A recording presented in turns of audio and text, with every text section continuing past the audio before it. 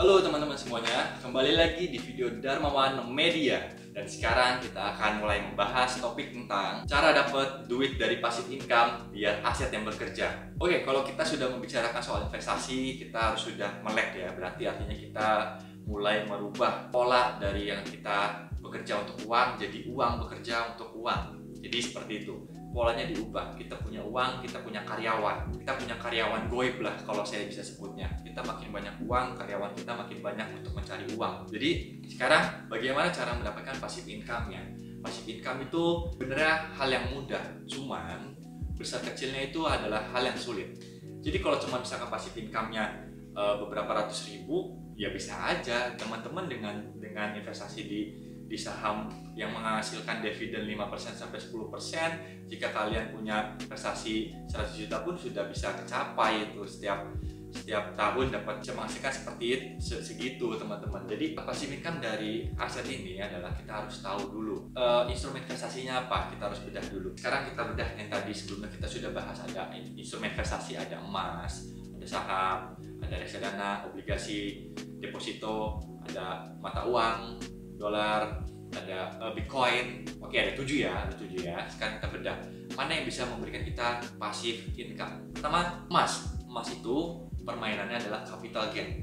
Capital gain itu dia harus beli di harga murah, jual di harga atas. Jadi dia nggak bisa ngasih passive income, dia hanya bisa ngasih capital gain, selisih profit, pendapatan dari profit teman-teman. Jadi kalau kalian menyimpan emas sepanjang apapun itu, emas tidak akan memberi kamu uang tumbuh, tapi dia akan bisa memberi apresiasi nilai dan kamu bisa mendapatkan profit dari selisih harga yang meningkat. Jadi emas nggak bisa jadi passive income, itu pengamanan aset dan capital gain. Lalu yang kedua ini ada reksadana, deposito, dan obligasi. Ini bisa nih, tiga ini langsung kita bahas tiganya, bisa. Cuman kecil, menurut saya kecil, persentase tahunannya kecil. Menurut saya kecil dan balik lagi ke profil resiko teman-teman. Apakah teman-teman memiliki profil resiko yang rendah, sedang, atau tinggi? Kalian bisa analisa dulu profil resikonya. Menurut saya tapi kecil. Deposito paling cuman 3-5%, itu kalah dong sama inflasi. Terus kalau misalkan reksadana, saya nggak tahu ya, saya nggak pernah sentuh.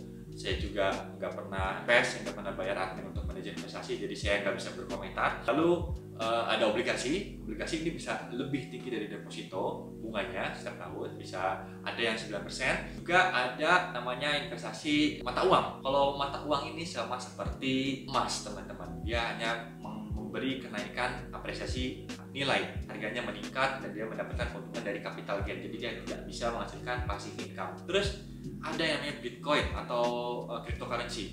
Ini juga sama, ini tidak memberikan dividen atau uang tunggu, dia hanya memberikan apresiasi nilai, kenaikan harga, jadi tidak bisa memberi passive income. Yang terakhir ada yang namanya saham ini dia bisa memberikan dividen atau uang sewa atau uang tunggu. Jadi selama kita memiliki sahamnya terus meningkat dan kita bisa tiap tahun mendapatkan dividen, yang itu bisa dinamakan passive income. Artinya kalau kalian memiliki sahamnya dapat capital gain dan tiap tahun kalian dapat porsi pembagian hasil dari dividen. Apa nggak enak? Untuk nilainya kalian bisa hitung sendiri teman-teman. Misalkan dividennya hanya 10%, let's say 10% dari total aset teman-teman. Nah, maka 10% ini apakah sudah cukup untuk memenuhi kebutuhan teman-teman selama setahun? Seperti itu cara permainannya, teman. Oke, ada juga yang memberikan passive income itu di properti, dari rental sewanya teman-teman. Cuman kan saya begitu besar ya untuk kita beli properti, kita sewain, kita renov, itu terlalu besar lah menurut saya. Yang bisa achievable adalah saham. Oke, sampai di situ aja videonya teman-teman. Sampai ketemu di video selanjutnya.